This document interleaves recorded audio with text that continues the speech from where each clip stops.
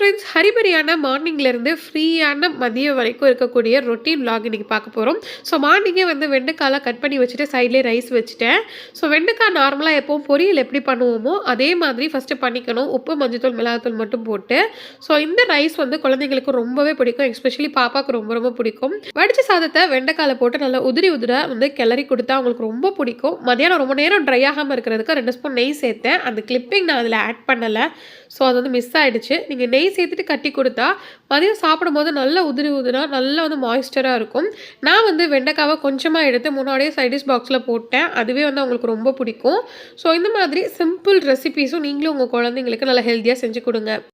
இதுதான் இன்றைக்கி lunch menu. Morning வந்து மாப்பிள்ளை சம்பா அரிசியில் கஞ்சி வந்து செஞ்சுருந்தேன். அதுவே எல்லாருக்கும் சாப்பிட்டாச்சு. ஸோ மார்னிங் ஒர்க்கு எல்லாத்தையும் முடிச்சுட்டு கிச்சனை க்ளீன் பண்ணவே போகல. ஏன்னா ரொம்ப வந்து பார்த்திங்கன்னா போர்ட்டிக்கோலாம் நிறைய காற்றடிச்சு ரொம்ப ரொம்ப மோசமான சுச்சுவேஷன் இருந்துச்சு. ஸோ எப்போவுமே உள் வேலை பார்த்துருவோம், வெளி வேலை தான் ரொம்பவே கஷ்டமாக இருக்கும். ஸோ எனக்கு வெளியே எல்லாத்தையும் பார்த்து முடிச்சுட்டு தான் உள்ளே போகணுன்ட்டு ஃபஸ்ட்டு போர்ட்டிக்கோ எல்லாத்தையும் ஃபுல்லாக வந்து நீட்டாக கூட்டி அள்ளியாச்சு. இந்த சீசனுக்கு அடிக்கிற காற்றுல என்ன தான் நம்ம கஷ்டப்பட்டு க்ளீன் பண்ணாலும் 1 மணி நேரத்தில் திரும்பி நைஸ் மண்ணாக வந்து திரும்பி பறந்து வந்துடுது. உள்ளே வந்து மிஷினில் துணி போட்டிருந்தேன். ஸோ அதனால் அதையும் எடுத்து அப்படியே வந்து பேக் சைட் காய போட்டாச்சு. முடிச்சுட்டு தான் இப்போ கிச்சனுக்குள்ளேயே நுழைஞ்சேன். கிச்சன் காலையில் பிள்ளைங்க ஸ்கூலுக்கு போகணுன்னா இந்த கதியில் தான் இருக்கும். பாத்திரமும் எக்கச்சக்கமாக சேர்ந்துருக்கு. நீங்கள் நிறைய பாத்திரம் இருக்கும் போது எப்படி வந்து கிச்சனையோ அல்லது பாத்திரமோ கழுவிங்கன்னு சொல்லுங்கள். நான் எப்போவும் வந்து பாட்டு போட்டு கேட்டு கழுவுவேன். இல்லைன்னா யாருக்காவது ஒருத்தவங்களுக்கு கால் பண்ணி பேசிகிட்டே கழுவிடுவேன். கலப்பே தெரியாது. ஈஸியாக க்ளீனிங் முடிஞ்சிரும்.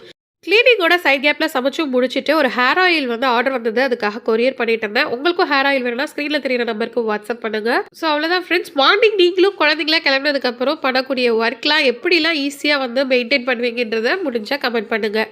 தேங்க்ஸ் ஃபார் வாட்சிங்.